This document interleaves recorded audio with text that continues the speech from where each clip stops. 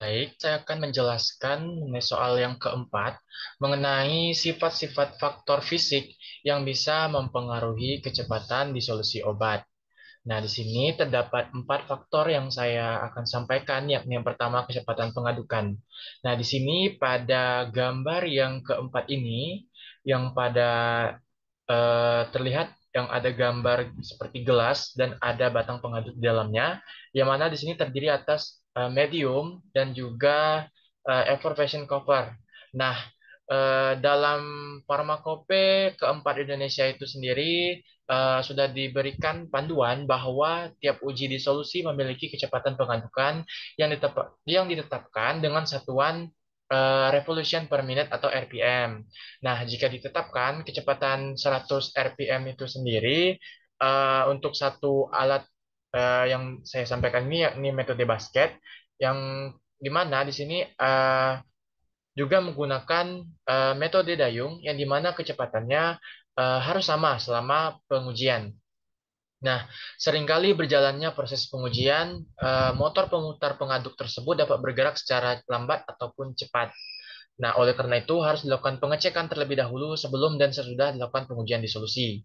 Nah, untuk menentukan kecepatan disolusi obat pada rentang pH larutan tersebut sangat penting karena digunakan untuk mengetahui berapa banyak jumlah persentase zat aktif dalam sediaan obat yang dapat terlarut dan terabsorpsi ataupun terserap masuk ke dalam peredaran darah sehingga memberikan efek terapi farmakologis pada tubuh.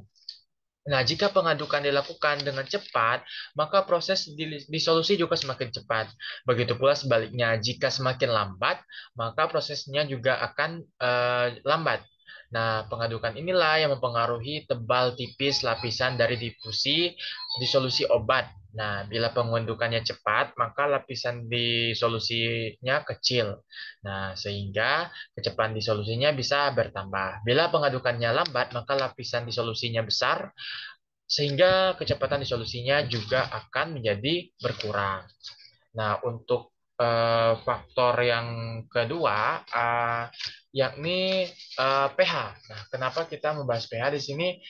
Saya akan geser terlebih dahulu di sini pada disolusi kurva, disolusi tablet ranitidin saya ambil contohnya. Kenapa? Pada sini kan ada perbandingan konsentrasi dan waktu. Nah, di samping itu juga ada perbandingan pH dan suhu.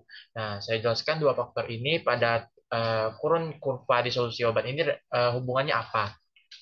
Nah, pada ukuran granul atau partikel itu sendiri kan semakin kecil ukuran granul, maka kecepatan dari disolusi obat tersebut juga akan semakin besar.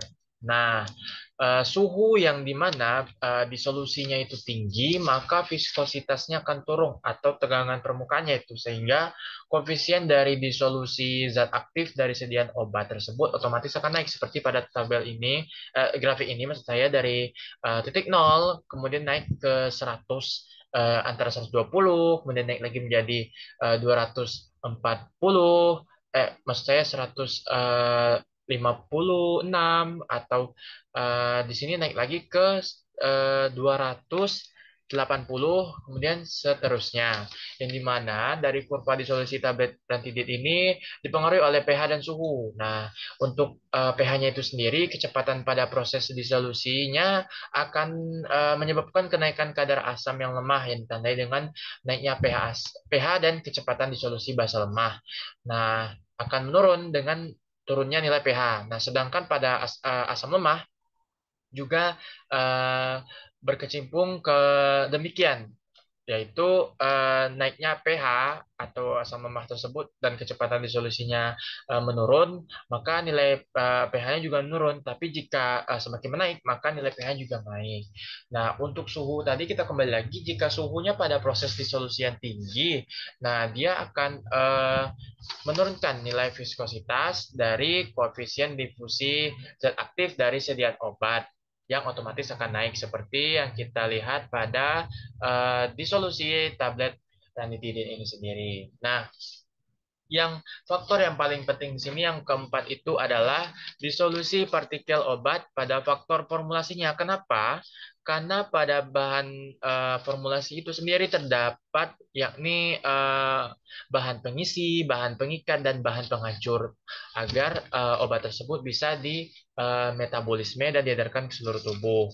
Nah, kemudian eh, bahan pengisi. Nah, kita jelaskan pada faktor bahan pengisi ini, kecepatan disolusinya akan cepat jika granul yang digunakan terbuat dari bahan pengisi seperti yang saya tunjukkan ini, terjadi kondisi di mana tablet disintegrasi menjadi granul atau agregat karena bahan pengisinya di sini ditujukan harus bersifat hidrofil. Kenapa? Sehingga permukaan granul tersebut lebih mudah dibasahi oleh medium disolusi, terutama untuk bahan aktif yang bersifat hidrofobik atau tidak suka air dan lebih suka lemak. Nah, di sini seperti yang kita lihat pada bahan pengisi ini misalnya berinteraksi dengan enzim amilase pada saat obat masuk ke dalam mulut.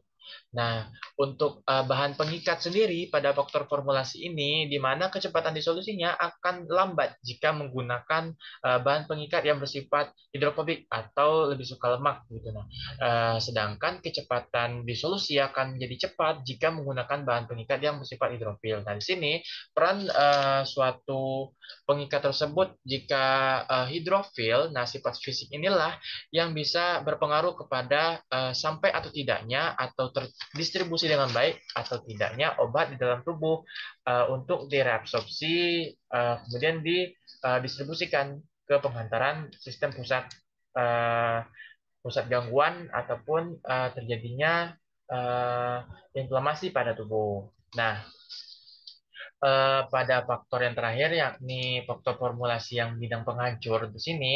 Nah, walaupun hanya bisa dia apa namanya itu mudah dibasahi pada enzim lidah saat dikonsumsi, kemudian pada bahan pengikat dia menjadi lebih cepat didisolusi pada darah saat didistribusikan. Namun yang tak kalah penting adalah yang penghancur. Kenapa? Pada di sini kan ada setelah diabsorpsi obat dalam darah, cairan dan jaringan lain. Maksudnya bagaimana pada obat dalam larutan in vitro ataupun in vivo itu?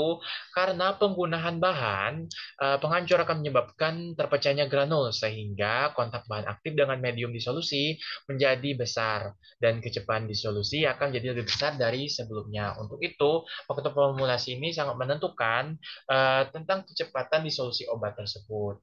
Sekian dari penjelasan saya. Terima kasih.